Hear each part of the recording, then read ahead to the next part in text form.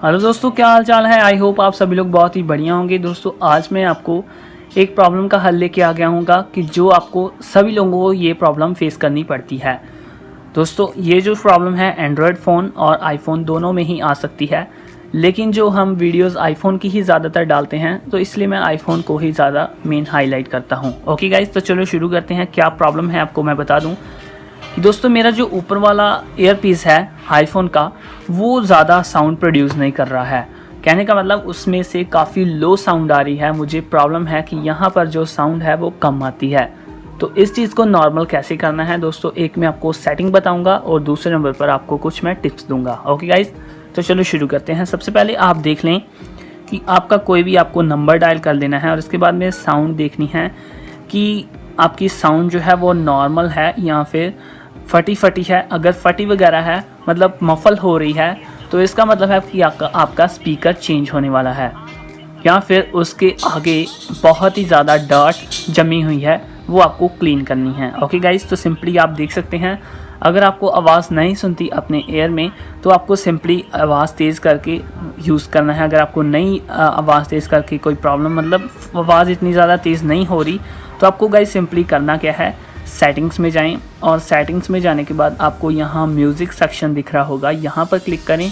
और दोस्तों इसके बाद में आपको जाना है EQ पर, इक्वलाइज़र यहाँ पर लिखा हुआ है, ये आपका ऑफ पर सेट होगा। आपको सिंपली लेट नाइट पर सेट कर देना है। क्या है, लेट नाइट। ध्यान से नोटिस कर दिएगा गाइस। इससे क्या होगा कि आपकी दोनों स्पीकर्स की आवाज़ जो है वो इंक्रीज़ हो जाएगी। आप नोटिस करके रख लीजिएगा, ये आवाज़ में फ़र्क पड़ेगा। और दूसरे नंबर पर गाइस इससे है ज़्यादा इफेक्ट नहीं पड़ेगा लेकिन थोड़ा सा पड़ेगा। आवाज़ जो है वो बेस की जगह लाउडनेस देगी। अब क्या करना है गाइस, आपको अपने फ़ोन में अपना जो टूथब्रश है, ख़राब टूथब्रश, वो लेना है और यहाँ पर थिनर या एसीटोन वगैरह डाल के या पेट्रोल डाल कर आपको सिंपली अच्छे तरीके से इसको साफ़ कर देना है जब तक कि आपके ये पूरी तरह ये जो मैश है ये क्लीन होनी चाहिए।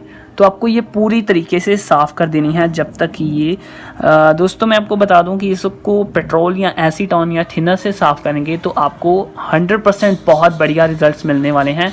आप प्लीज़ वो चीज़ को यूज़ करेंगे तो आपका ये जो है डिवाइस बहुत ही क्लीन हो जाएगा। कहने का मतलब आपका जो एयर पीस में जो भी डर्ट या फिर पेस्ट जमी हुई होगी वो क्लीन हो जाएगी A to Z। तो आपकी जो प्रॉब्लम है वो हल होने वाली है 100%। तो इससे दोस्तों काफ़ी फ़र्क पड़ेगा। आपकी जो साउंड है, जो आपको एयर्स में आवाज़ सुनने में दिक्कत होती है दोस्तों, यही जो फार्मूला है वो नीचे वाले स्पीकर में यूज़ होता है। अगर आपको यहाँ से लो साउंड प्रोड्यूस हो रही है तो आप इसको एक बार साफ़ कर लें। ये जो नीचे वाले स्पीकर में या ऊपर वाले स्पीकर में बहुत ज़्यादा हार्ड डस्ट या पेस्ट या वैक्स जमी हुई होती है तो आपको किसी मेटालिक चीज़ से मैश को डैमेज नहीं करना है, बस थोड़ा सा क्लीन करना है उसके जो होल्स हैं। ओके दोस्तों, यही फॉर्मूला आपके जो माइक है आईफोन में उसमें भी आप काम कर सकते हैं। बिना किसी प्रॉब्लम के आपकी ये जो सोल्यूशन है वो हो जाने वाला है। आपको कोई भी फ़ोन को ओपन करने की ज़रूरत नहीं पड़ने वाली है। तो आप देख सकते हैं ये बिना किसी प्रॉब्लम के क्लीन हो जाएगा। आपको बस अच्छे तरीके से अपना टाइम देना है गाइज अपने आईफोन को या फिर किसी भी एंड्रॉयड फ़ोन को। अगर आपको एंड्रॉयड फ़ोन में दिक्कत है तो आप एंड्रॉयड फ़ोन में भी क्लीन कर सकते हैं। मैंने सारे फ़ोन्स इसी तरीके से क्लीन किए हैं।